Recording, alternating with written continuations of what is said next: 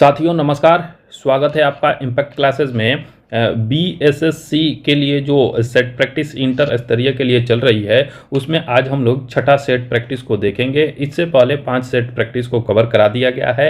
अगर आप नहीं देखे हैं तो उसका लिंक आपको डिस्क्रिप्शन बॉक्स में मिल जाएगा या फिर आप लोग प्लेलिस्ट से जाके देख सकते हैं। और ये जो सेट है वो बिहार एसआई के लिए भी इम्पोर्टेंट है, तो एसआई वाले भी इस सेट को पूरा देखें। 50 इंपॉर्टेंट क्वेश्चंस का ये सेट है।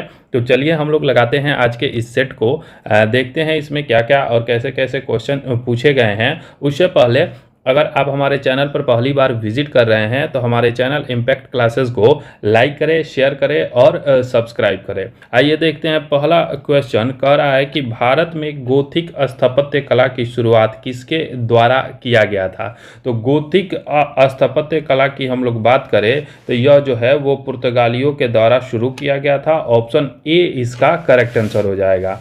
अगला क्वेश्चन देखते हैं फ्रेंड्स। नेक्स्ट क्वेश्चन है दूसरा, भारत में स्वतंत्रता संघर्ष में किस नेता को विपक्ष के नेता की उपाधि दी गई थी। तो विपक्ष के नेता की बात करें तो गोपाल कृष्ण गोखले को विपक्ष की नेता की उपाधि दिया गया था। ऑप्शन डी इसका करेक्ट आंसर हो जाएगा। गोपाल कृष्ण गोखले से संबंधित एक क्वेश्चन बार बार पूछा जाता है कि भारत सेवक संघ, ध्यान रखिएगा कि भारत सेवक समाज की स्थापना किसके द्वारा किया गया था। तो यह जो है वो गोपाल कृष्ण गोखले के द्वारा किया गया था। वर्ष 1905 में इसको किया गया था। और गोपाल कृष्ण गोखले जो थे वो महात्मा गांधी के राजनीतिक गुरु माने जाते हैं, तो इसको भी ध्यान रखिएगा। ये जो क्वेश्चन है ये बार बार एग्जाम में पूछा जाता है, इंपॉर्टेंट क्वेश्चन है। अभी हाल ही में बिहार पुलिस के एग्जाम, सिपाही वाले एग्जाम में भी इसको पूछा गया है और बीपीएससी 69th में भी इसको पूछा गया है, तो इसको आप लोग बिल्कुल ध्यान में रखिएगा। चलिए नेक्स्ट क्वेश्चन देखते हैं फ्रेंड्स। अगला जो क्वेश्चन है तीसरा, प्लासी के युद्ध 1757 में अंग्रेजों की सेना का नेतृत्व किसने किया था। तो प्लासी के युद्ध में जो है वो लॉर्ड क्लाइव के द्वारा अंग्रेजी सेना का नेतृत्व किया गया था। ऑप्शन ए इसका करेक्ट आंसर हो जाएगा। वहीं बक्सर के युद्ध का पूछे तो में हेक्टर मुनरो था, अंग्रेजों की सेना की तरफ से हेक्टर मुनरो था। और इसमें प्लासी के युद्ध को ध्यान रखिएगा, यह 1757 में हुआ था और इसमें लॉर्ड क्लाइव के द्वारा इसका नेतृत्व किया गया था। नेक्स्ट क्वेश्चन है चौथा, सिंध राज्य और मुंबई कराची मार्ग पर प्रयोग के लिए सिंध डाक नामक भारत का पहला डाक टिकट किस वर्ष जारी किया गया था। तो सिंध डाक नामक भारत का पहला डाक टिकट जो है वर्ष 1852 में जारी किया गया था। ऑप्शन बी इसका करेक्ट आंसर हो जाएगा। नेक्स्ट क्वेश्चन है पांचवा, शिवाजी की राजस्व व्यवस्था के संबंध में निम्नलिखित में से कौन सा कथन सही नहीं है। गलत कथन को पूछ रहा है, तो आइए इसको देखते हैं।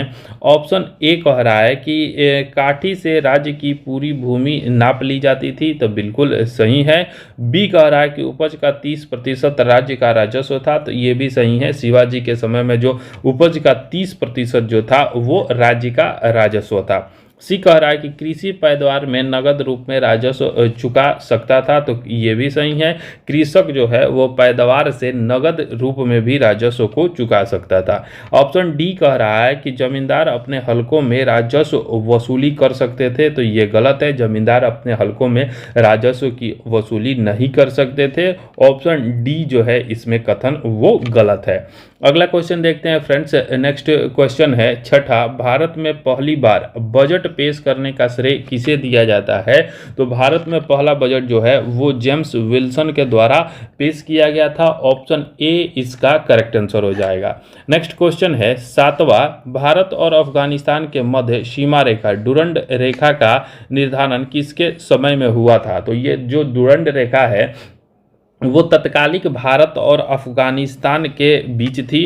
अभी जो यह है वो पाकिस्तान और अफगानिस्तान के बीच में है। भारत से जो है अभी वर्तमान में यह जो सीमा है वो पीओके में चला गया है।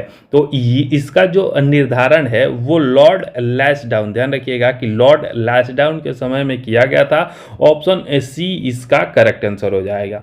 अगला क्वेश्चन देखते हैं फ्रेंड्स। नेक्स्ट जो क्वेश्चन है आठवां, केंद्रीय पुरातत्व पुस्तकालय की स्थापना किस वर्ष की गई थी। तो केंद्रीय पुरातत्व पुस्तकालय की हम लोग बात करें तो इसकी स्थापना वर्ष 1902 में लॉर्ड कर्जन के काल में किया गया था। ऑप्शन ए इसका करेक्ट आंसर हो जाएगा। नेक्स्ट क्वेश्चन है नवा वर्ष 1857 के विद्रोह के निम्न नेताओं में से किसने सबसे पहले अपना बलिदान दिया था। तो 1857 में सबसे पहले जो बलिदान दिया गया था वो मंगल पांडे के द्वारा दिया गया था। इन्हीं के द्वारा विद्रोह की शुरुआत किया गया और इन्हीं को सबसे पहले फांसी दिया गया था अंग्रेजों के द्वारा। तो ऑप्शन डी इसका करेक्ट आंसर हो जाएगा।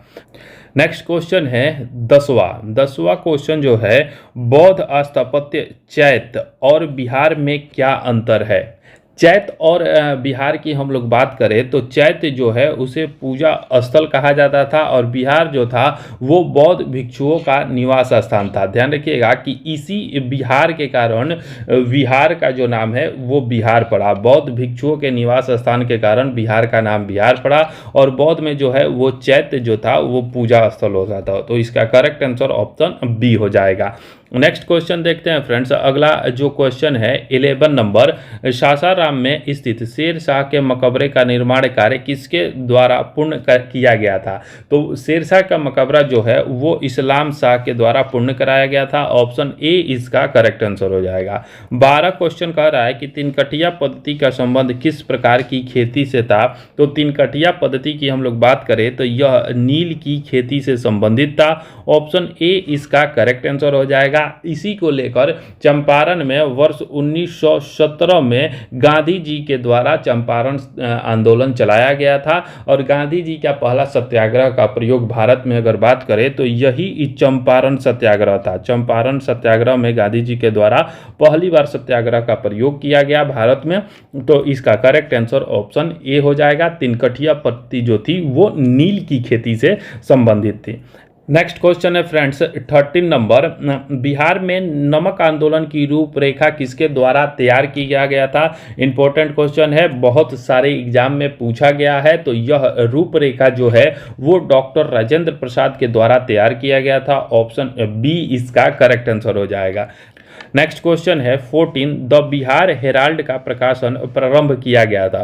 तो यह जो द बिहार हेराल्ड था वो गुरु प्रसाद सेन के द्वारा इसकी शुरुआत किया गया था। ऑप्शन ए इसका करेक्ट आंसर हो जाएगा। अगला क्वेश्चन देखते हैं फ्रेंड्स। नेक्स्ट जो क्वेश्चन है 15 नंबर, मेवाड़ से युद्ध तथा चित्तौड़ की संधि किसके शासनकाल की महत्वपूर्ण उपलब्धि है। तो यह जो है वो जहांगीर के शासनकाल में, मेवाड़ से जो युद्ध हुआ था वो जहांगीर के शासनकाल में और चित्तौड़ की संधि भी जो है वो जहांगीर के शासनकाल में हुई थी। ऑप्शन सी इसका करेक्ट आंसर हो जाएगा। नेक्स्ट क्वेश्चन है 16 नंबर, चंदेरी का युद्ध निम्नलिखित में से किसके मध्य लड़ा गया था। तो चंदेरी का जो युद्ध है वो बाबर और मेदिनी राय के द्वारा लड़ा गया था। ऑप्शन बी इसका करेक्ट आंसर हो जाएगा। नेक्स्ट क्वेश्चन है 17, सिखों के धर्म ग्रंथ आदि ग्रंथ में किस सूफी संत के विचारों को संकलित किया गया है। इंपॉर्टेंट क्वेश्चन है। सिखों का जो धर्म ग्रंथ है आदि ग्रंथ है उसमें जो है वो फखरुद्दीन गंज ए शंकर, ध्यान रखिएगा, फखरुद्दीन गंज ए शंकर के मतों का विचारों का संकलन किया गया है। ऑप्शन सी इसका करेक्ट आंसर हो जाएगा। नेक्स्ट क्वेश्चन है 18 नंबर, निम्नलिखित में से किस वर्ष स्वावलंबन योजना प्रारंभ की गई थी। तो स्वावलंबन योजना की हम लोग बात करें तो यह जो है वो 2010 में शुरू किया गया था। ऑप्शन ए इसका करेक्ट आंसर हो जाएगा। नेक्स्ट क्वेश्चन है 19 नंबर, ड्यूटी ड्रॉ बैंक का आशय क्या है। तो ड्यूटी ड्रॉ बैंक जो है उसे कहा जाता है निर्यातकों को आयात शुल्क की वापसी करना ड्यूटी ड्रॉ बैंक होता है। ऑप्शन बी इसका करेक्ट आंसर हो जाएगा। अगला प्रश्न है 20, भारत में स्वतंत्र व्यापार क्षेत्रों की स्थापना की गई थी। तो स्वतंत्र व्यापार क्षेत्रों की हम लोग बात करें तो निर्यात उद्योग के संवर्धन के लिए स्वतंत्र व्यापार क्षेत्र की स्थापना किया गया था। ऑप्शन सी इसका करेक्ट आंसर हो जाएगा। अगला क्वेश्चन है 21, बिहार के किस जिले में विधानसभा की सीटों की संख्या सर्वाधिक है। तो जिला वाइज हम लोग बात करें तो बिहार के पटना में जो है वो विधानसभा सीटों की सर्वाधिक संख्या है। ऑप्शन बी इसका करेक्ट आंसर हो जाएगा। पटना में हम लोग बात करें तो इसमें जो है वो कुल 14 विधानसभा सीटों की संख्या है और पूरे बिहार की बात करें तो 243 जो है वो बिहार में विधानसभा की सीटों की संख्या है। तो ये दोनों को ध्यान रखिएगा, टोटल है 243 और पटना में 14 है। अगला क्वेश्चन देखते हैं फ्रेंड्स। नेक्स्ट जो क्वेश्चन है 22 नंबर, बिहार में शैलों के निर्माण कला एवं क्षेत्र के संबंध में निम्नलिखित में से कौन सही नहीं है। तो आइए इसको देखते हैं। इसका जो करेक्ट आंसर हो जाएगा वो हो जाएगा टर्शियरी रोहतास बांका में नहीं पाया जाता है। बाकी जो दिया गया है धारवाड़ संरचना, ये जमुई, गया और मुंगेर में मिलता है। बिंद जो है वो कैमूर रोहतास में मिलता है। क्वाटनरी की बात करें तो उत्तर मध्य गंगा के मैदान में मिलता है। ये क्वेश्चन जो है वो 69th बीपीएससी जो अभी हाल में हुआ है उसमें पूछा गया है। ऑप्शन सी जो है इसका करेक्ट आंसर हो जाएगा। नेक्स्ट क्वेश्चन देखते हैं फ्रेंड्स। अगला क्वेश्चन है 23, किस अधिनियम के तहत भारत पर शासन करने का अधिकार ईस्ट इंडिया कंपनी से लेकर ब्रिटिश क्राउन को सौंप दिया गया। इंपॉर्टेंट क्वेश्चन है, इजी क्वेश्चन है। ये जो क्वेश्चन है वो 1858 का भारत शासन अधिनियम के द्वारा जो है वो शासन करने का जो अधिकार है वो सीधे जो है वो क्राउन के हाथों में चला गया और ईस्ट इंडिया कंपनी से यह अधिकार वापस ले लिया गया। ऑप्शन डी इसका करेक्ट आंसर हो जाएगा। अगला क्वेश्चन देखते हैं फ्रेंड्स। नेक्स्ट जो क्वेश्चन है 24, संविधान सभा ने सर्वसम्मति से उद्देश्य प्रस्ताव को कब पारित किया था। तो उद्देश्य प्रस्ताव को जो पारित किया गया था वो 22 जनवरी 1947 को किया गया था। ऑप्शन बी इसका करेक्ट आंसर हो जाएगा। अगला क्वेश्चन देखते हैं फ्रेंड्स। नेक्स्ट क्वेश्चन है 25, भारत के राष्ट्रपति के पद के लिए निर्धारित योग्यताओं के संबंध में निम्नलिखित में से कौन सा कथन सही है। सही कथन पूछ रहा है तो इसको आइए हम लोग देखते हैं। वह जन्म से भारत का नागरिक हो, तो यह कोई जरूरी नहीं है, वो भारत का नागरिक होना चाहिए। दूसरा कह रहा है कि 35 वर्ष की आयु पूर्ण कर चुका हो, बिल्कुल ऐसा ही है। ये जो है 35 वर्ष की आयु कोई भी राष्ट्रपति पद के लिए जो उम्मीदवार है उसकी आयु 35 वर्ष होना चाहिए। तीसरा कह रहा है कि राज्यसभा का सदस्य चुने जाने के योग्य हो, तो ये कोई ज़रूरी नहीं है कि राज्यसभा का सदस्य चुने जाने योग्य हो या नहीं हो, ये उसकी योग्यताएं नहीं हैं। किसी लाभ के पद पर ना हो, तो ये जो है योग्यताएं में हो, कोई लाभ का पद धारण किया हुआ नहीं हो। ऑप्शन चौथा जो कह रहा है वो बिल्कुल सही है, इसलिए इसका करेक्ट आंसर जो हो जाएगा 2 और 4 ऑप्शन जो है वो बिल्कुल सही है। नेक्स्ट क्वेश्चन देखते हैं फ्रेंड्स। अगला जो क्वेश्चन है 26, किस वर्ष में पहली बार क्रिकेट विश्व कप टूर्नामेंट के ओवरों को कम करके 50 तक किया गया था। तो सबसे पहले जो क्रिकेट विश्व कप 50 ओवर का हुआ था वो हुआ था 1987 में। ऑप्शन डी इसका करेक्ट आंसर हो जाएगा। इससे पहले जो है वो 60 ओवर का होता था। 50 ओवर का वर्ल्ड कप जो है 1987 में खेला गया था। नेक्स्ट क्वेश्चन है 27, संविधान के किस भाग में भारत का मैग्ना कार्टा की संज्ञा दी गई है। तो संविधान का भाग जो 3 है, ध्यान रखिएगा कि भाग 3 को जो है वो संविधान के मैग्ना कार्टा यानी भारत के मैग्ना कार्टा की संज्ञा दी गई है। ऑप्शन सी इसका करेक्ट आंसर हो जाएगा।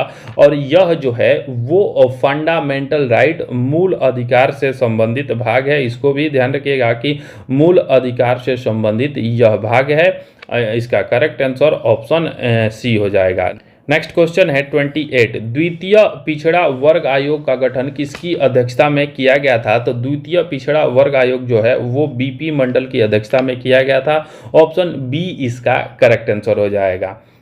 नेक्स्ट क्वेश्चन है 29, निम्नलिखित में से किस भाषा को 92वें संविधान संशोधन अधिनियम के द्वारा संविधान की 8वीं अनुसूची में नहीं जोड़ा गया।